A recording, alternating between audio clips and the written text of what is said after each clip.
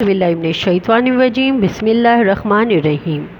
The smart school sir Syed Ahmad Khan campuses Gulistan Johar campuses में आप सबको खुशामदीद है। जमात शशम मज़मून इस्लामियात है और सबक है आपका तहारत और पाकीज़गी, जो आपने इससे पहले इसकी बुलंदख्वानी देखी कि किस तरह इसकी बुलंदख्वानी की गई और तहारत और पाकीज़गी के बारे में बताया गया कि किस तरह इस्लाम में तहारत और पाकीज़गी को अहमियत हासिल है। आज हम उन्वान सवाल जवाब करेंगे, यानी कि सबक तहारत और पाकीज़गी के सवाल जवाब अपनी कॉपी में करेंगे। तो आइए चलते हैं हम आपकी किताब की जानिब, उसमें देखते हैं आपके तहारत और पाकीज़गी के कौन कौन से सवाल जवाब हैं। प्यारे बच्चों, यह है आपकी मेरी आसान इस्लामियात जमात बराए जमात शशम, यानी कि 6 क्लास के लिए आपकी इस्लामियत की किताब है, जिसमें आपने सबक तहारत और पाकीज़गी की बुलंदख्वानी करी है। और ये है बाब चहर्रुम इखलाक व आदाब में तहारत और पाकीज़गी। ठीक है, ये बाब चहर्रुम में हमने पहला सबक अपना स्टार्ट किया है, तहारत और पाकीज़गी। तहारत और पाकीज़गी के बारे में आपको इस सबक में बताया गया है कि पाकीज़गी को अरबी ज़बान में तहारत कहते हैं। तहारत के बारे में बताया कि कुरान पाक में अल्लाह ताला ने फरमाया है, अल्लाह ताला पाक रहने वालों को ही पसंद करता है। और अल्लाह ताला ने फरमाया है कुरान पाक में सूरह अल-बक़रा में, कुछ शक नहीं कि अल्लाह तौबा करने वाले और पाक रहने वालों को दोस्त रखता है। ठीक है, एक और जगह रसूल अकरम सल्लल्लाहु अलैहि वसल्लम से फरमाया, और अपने कपड़ों को पाक रखो और नापाकी से दूर रहो। तहारत और पाकीज़गी की अमली सूरतों के बारे में भी बताया है। आप देखते हैं, ये है इसके सवालात जो आपको किताब में दिए गए हैं और आप इसको करेंगे। तहारत और पाकीज़गी के लफ्ज़ी मायनी तहरीर कीजिए। सरगर्मी है ये आपके सवाल जवाब की। अल्लाह ताला ने किन लोगों को अपना दोस्त कहा है? रसूल अकरम सल्लल्लाहु अलैहि वसल्लम ने मिसवाक के बारे में क्या फ़रमाया? तहारत और पाकीज़गी की कोई सी 3 सूरतें तहरीर कीजिए। तो आइए चलते हैं कॉपी में इसका काम करने के लिए, यानी कि सवाल जवाब मुकम्मल करने के लिए। प्यारे बच्चों, सबसे पहले आपने सबक तहारत और पाकीज़गी का टाइटल पेज बनाना है और उसके बाद आपने सवाल जवाब स्टार्ट करना है। तहारत और पाकीज़गी का टाइटल पेज बनाकर आपने करना है उन्वान सबक तहारत और पाकीज़गी, डेट लिखनी है, जमात का काम, सरगर्मी करनी है इसकी, सवाल जवाब। इसका सवाल नंबर 1 है, तहारत और पाकीज़गी के लफ्ज़ी मायने तहरीर कीजिए।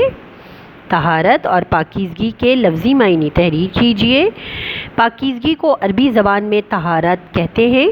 तहारत महज सफाई ही नहीं, बल्कि इससे मुराद जिस्म, जान, लिबास और माहौल की पाकीज़गी है।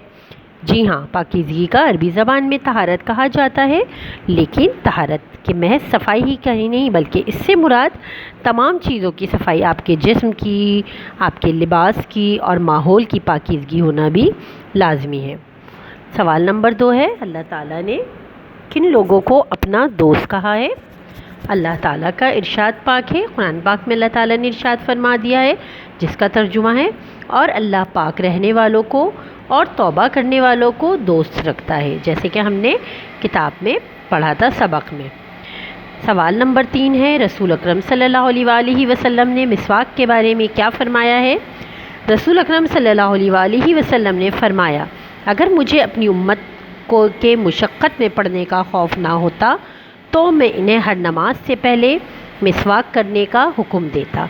यानी कि मिसवाक को हमारे प्यारे नबी ने इतना पसंद फरमाया है कि उन्होंने फरमा दिया है कि अगर मुझे ये डर ना होता, ये खौफ ना होता कि मेरी उम्मत मुशक्क़त में पड़ जाएगी, यानी कि वो उम्मत जो नमाज़ पढ़ने के लिए इतनी काहिली दिखाती है, तो हमारे प्यारे नबी सल्लल्लाहु अलैहि वसल्लम ने आज से 1400 साल पहले ही ये अपनी उम्मत के बारे में सोच लिया था कि अगर मुझे ये खौफ ना होता कि मैं अपनी उम्मत को मुशक्क़त में डालूँगा, तो उनको हर नमाज से पहले मिसवाक करने का हुक्म देता।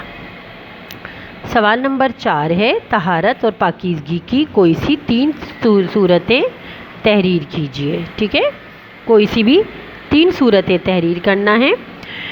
नंबर 1, वो इंसान का जिस्म पाक और साफ़ रहना चाहिए। अगर नहाने की हाजत हो कि हम गंदे हो रहे हैं, तो नहा धोकर पाक हो जाना चाहिए, पाक हो जाना लाजिम है, ताकि हम صاف ستھرے کپڑے پہن کے اچھے صاف ستھرے ہو کے نماز پڑھ سکیں، نماز ادا کر سکیں اور ہر کام کر سکیں۔ نمبر 2 ہے انسان کو چاہیے کہ وہ کھانے سے پہلے اور بعد میں ہاتھ دھوئے۔ یہ اللہ ہمارے پیارے نبی نے لازمی کہا تھا، بار بار اس کی تاکید کی تھی کہ کھانے سے پہلے بھی اور کھانے کے بعد بھی لازمی ہاتھ دھوئے۔ دیکھیں آج کل ہم کہتے ہیں نا آپ کو کہ کرونا وائرس ہے، آپ لوگ بار بار ہاتھ دھوئیں، کم سے کم 10 سیکنڈ تک ہاتھ دھوئیں، اپنے ہاتھوں کو سینیٹائز کریں، لیکن ہمارے پیارے نبی صلی اللہ علیہ وآلہ وسلم نے آج سے 1400 سال پہلے ہی فرما دیا تھا اور اس کی بار بار تاکید کی تھی کہ انسانوں کو چاہیے، ہر انسان کو چاہیے کہ وہ کھانے سے پہلے اور بعد میں اچھے سے ہاتھ دھوئے، اپنے ہاتھوں کی صفائی کا خیال رکھے۔ یعنی کہ اسلام میں کتنی صفائی کو پسند کیا گیا ہے اور طہارت کا بار بار ذکر کیا گیا ہے۔ نمبر 3 ہے انسان اپنے بال سنوارے، ناخن تراشے اور صاف ستھرے کپڑے پہنے۔ ہمارے نبی کریم صلی اللہ علیہ وآلہ وسلم ہمیشہ ان باتوں کا خیال رکھتے تھے، یعنی کہ سب کو بتا دیا گیا کہ ہر انسان کے لیے اپنے بالوں کو سنوارنا، بالوں کو سنوارنے سے مراد ہے یہاں اپنے بالوں کو چھوٹا رکھنا، وہ بڑے نہ ہو، گندے نہ ہو۔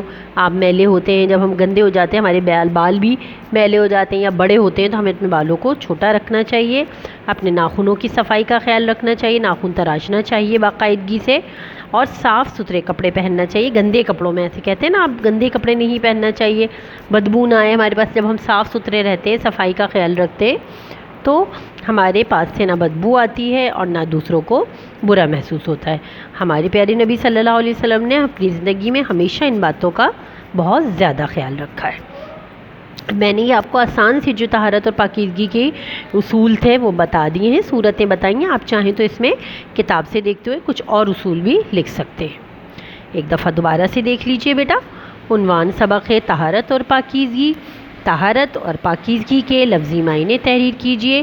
پاکیزگی کو عربی زبان میں طہارت کہتے ہیں۔ طہارت محض صفائی ہی نہیں بلکہ اس سے مراد جسم، جان، لباس اور ماحول کی پاکیزگی ہے۔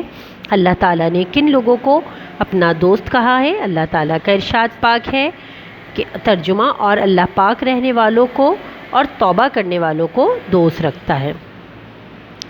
رسول اکرم صلی اللہ علیہ وسلم نے مسواک کے بارے میں کیا فرمایا؟ رسول اکرم صلی اللہ علیہ وسلم نے فرمایا، اگر مجھے اپنی امت کے مشقت میں پڑنے کا خوف نہ ہوتا تو میں انہیں ہر نماز سے پہلے مسواک کرنے کا حکم دیتا۔ یعنی کہ ہمارے پیارے نبی نے فرما دیا کہ اگر مجھے یہ خوف نہ ہوتا کہ میری امت مشقت میں پڑ جائے گی تو میں انہیں ضرور ہر نماز سے پہلے مسواک کرنے کا حکم دیتا۔